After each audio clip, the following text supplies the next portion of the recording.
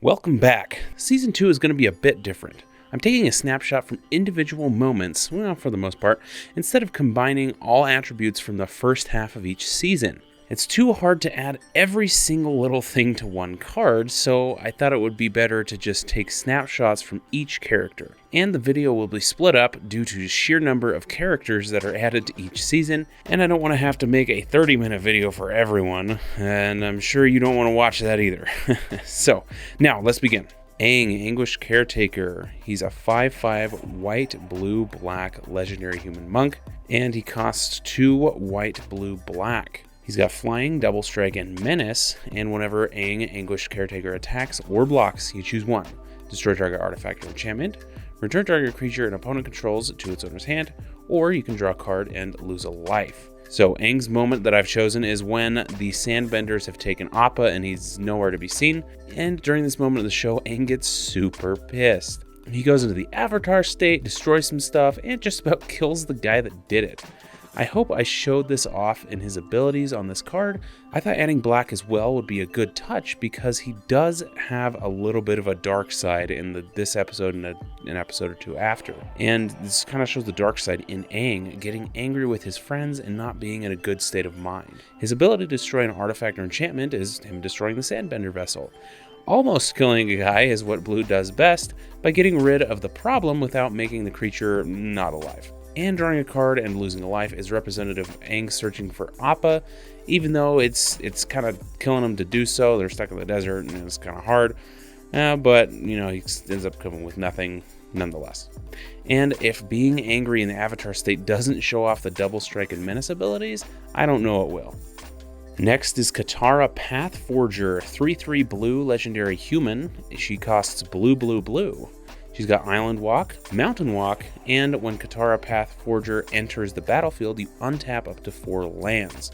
So Katara is pretty great in this season, providing emotional support and being the real backbone of the gang most of the time. I've chosen to take a snapshot of Katara from when they are crossing the Serpent's Pass. They're crossing what was once a mountain pass that has been more or less turned into islands. And I'd say that land could produce red and blue mana, wouldn't you say? Hence the island and mountain walks. She also becomes very resourceful in being able to think ahead and carve paths for the group when there seems to be nowhere else to go. Untapping your lands kind of signifies this, showing that she's always ready for the next move.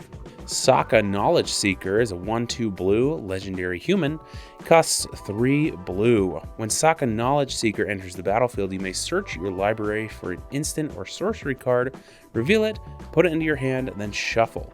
Sokka is once again a bit weak on the combat side, but he's gained more power in the answer department. Searching for an instant or sorcery into your hand is pretty powerful actually, and being able to find an answer in your time of need is what Sokka does in the library. Searching for their next move against the Fire Nation and getting away with that information was very critical for the events in the 3rd season. Now we have the Blind Bandit, 3/4 green legendary human. She costs 3 green. She has Trample, Megamorph green, and when the Blind Bandit enters the battlefield or is turned face up, you choose one.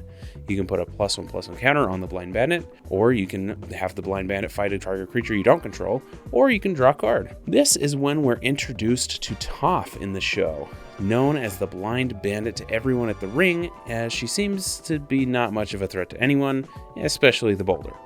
And isn't that the same with the morph creatures? They're pretty weak with no abilities until you flip them to reveal the true warrior on the other side. I chose Megamorph specifically because I wanted to get that extra +1/+1 counter on her, making her even stronger when she flips. Toph has a lot of tricks up her sleeve, and being able to choose between skills is really handy. Need extra power? Maybe to direct fight with someone you need to handle really quick, or maybe just see ahead with your earthbending. Well, the Blind Bandit has you covered in all of those situations. Now we have Zuko, Conflicted Defender. He's a 3/4 white and red legendary human nomad. He costs 2 and white-red hybrid, or 2 Boros. He's got Provoke, so whenever this creature attacks, you may have target creature defending player controls untap and block it if able. And he's got Enrage, so whenever Zuko Conflicted Defender is dealt damage, it deals 3 damage to target creature. If Zuko Conflicted Defender was dealt 4 or more damage, it deals 5 damage to any target instead. Zuko's card this time is from the episode Zuko Alone. He's on his own trying to figure things out for himself. He runs into a nice family and he really starts to see what the war has done to people on this side of the world and what the Fire Nation really means to them. When the family is threatened, he's pleaded with and provoked enough to save the kid. And what better keyword for that than provoke itself? Force the terrible earthbending soldiers to block it because there's something we want. He's initially no match for the big bad earthbender, but with his fire bending and who he really truly is inside, he's able to overcome this obstacle. It doesn't go how it's intended in the end, but I think this enrage ability shows Zuko's strength when he's just the underdog, coming back and dealing extra damage with his true potential strength. And finally for this video, we have Azula, Fire Nation Huntress. She's a 4/4 blue-red legendary human. She costs blue, red, red. She has vigilance and haste, and she can tap to draw a card, or she can tap to deal 3 damage to any target. Azula is awful and I hate her, but I think she's an incredible character. So well written, oh my heck. I tried to capture her pursuit of the Avatar and her duel with he and Zuko in the ghost town. She never stops coming, so vigilance seems appropriate, and haste was cool because it worked well with her decision-making talents. So do you want to attack immediately, and then do you plan on your next move by drawing a card, or do you just send the fireball to the closest living thing? You know, the choice is yours. All of this in a cheap package was really cool to me, and I think her mana value is appropriate.